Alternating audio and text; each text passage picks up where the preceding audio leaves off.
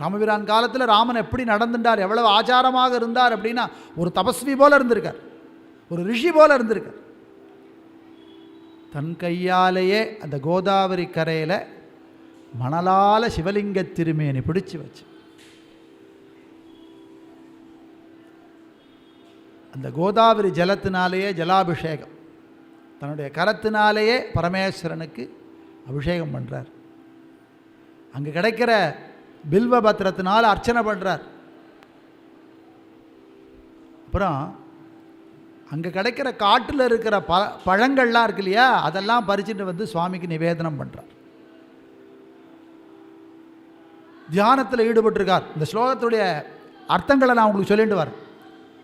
சிவத்தியானத்திலேயே இருக்கார். தியானத்திலிருந்து என்ன ஸ்லோகம் சொல்கிறாருங்கிறதா சொல்கிறா அப்படின்னா, வேதசாரமான சிவசகஸ்திரநாமத்தை பாராயணம் பண்ணிகிட்டே இருக்கார். சிவபெருமானுடைய 1000 நாமத்தையும் திருப்பி திருப்பி திருப்பி பாராயணம் பண்ணிகிட்டே இருக்கார்.